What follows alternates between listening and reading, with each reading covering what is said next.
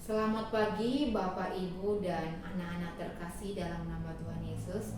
Kembali lagi dalam renungan singkat bulan Kitab Suci Nasional Jumat 12 September 2025. Semoga Tuhan beserta kita sekarang dan selama-lamanya. Dalam nama Bapa dan Putra dan Roh Kudus. Amin.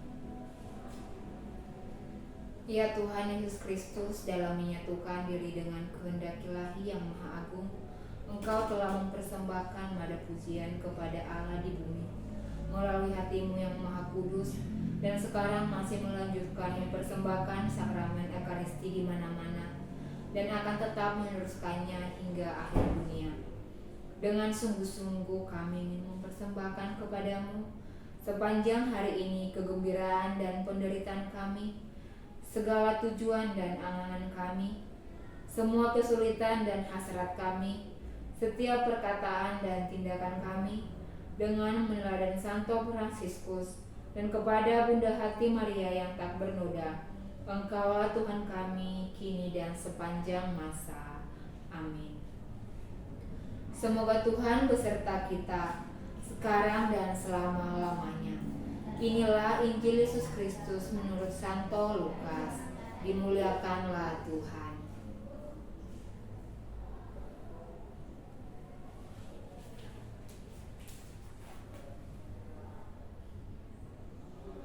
Yesus mengatakan pula suatu perumpamaan kepada mereka. Dapatkah orang buta menuntun orang buta? Bukankah keduanya akan jatuh ke dalam lubang? Seorang murid tidak lebih daripada gurunya. Tetapi barang siapa yang telah tamat pelajarannya akan sama dengan gurunya. Mengapakah engkau melihat sebelumbar di dalam mata saudaramu, sedangkan balok di dalam matamu sendiri tidak engkau ketahui? Bagaimana engkau dapat berkata kepada saudaramu, "Saudara, biarlah aku mengeluarkan selumbar yang ada di dalam matamu," padahal balok yang di dalam matamu tidak engkau lihat? Hai orang munafik, keluarlah dahulu balok dari matamu, maka engkau akan melihat dengan jelas untuk mengeluarkan selumbar itu dari mata saudaramu. Demikianlah Injil Tuhan. Terpujilah Kristus.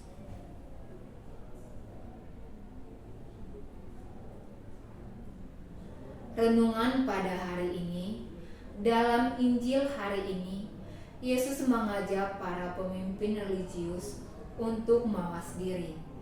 Jangan orang buta atau jadi orang yang hanya awas dan teliti, atau bahkan penuh penafsiran pada hidup dan penghayatan agama orang lain.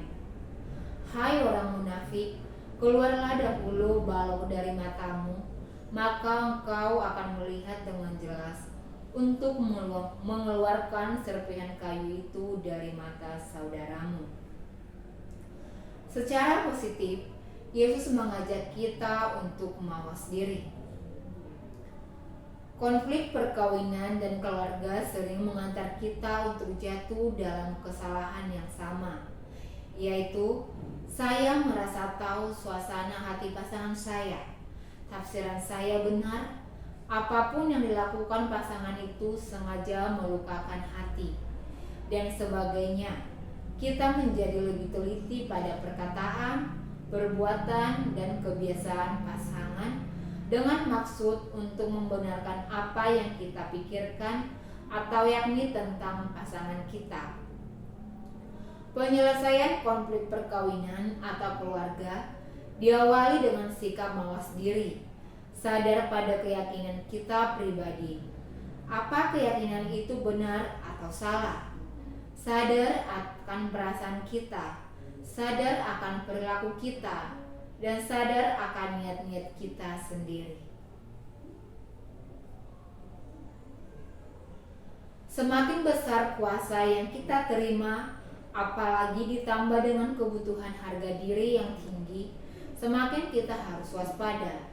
Di tangan kita ada pribadi-pribadi yang tidak paham, tidak mengenal situasi dan persoalannya, Jangan sampai terjadi kita yang buta karena keyakinan yang salah, buta karena emosi mengantar orang-orang yang kita pimpin berjalan melenceng. Kembali lagi ke Tuhan. Tuhan mengingatkan kita mengenai pentingnya melek, mawas diri, supaya setiap arah yang kita ambil untuk orang-orang yang menjadi tanggung jawab kita, kita putuskan dengan kejernihan budi dan hati.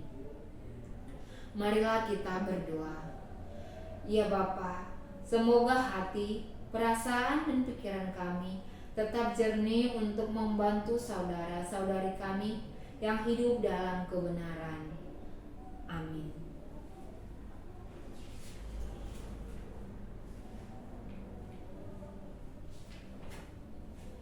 Marilah kita berdoa. Tuhan Allah yang Maha Kuasa, Engkau menghantar kami kepada pagi ini. Selamatkan kami dengan kuasa-Mu, agar pada hari ini kami tidak jatuh ke dalam dosa. Bimbinglah kiranya perkataan kami, dan arahkanlah pikiran kami, serta perbuatan kami kepada pelayanan kepada sesama dan kepadamu. Demi Yesus Kristus Putra-Mu dan pengantara kami, yang hidup dan berkuasa kini dan sepanjang masa. Amin.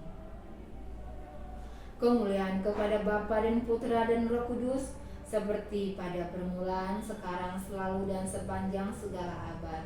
Amin.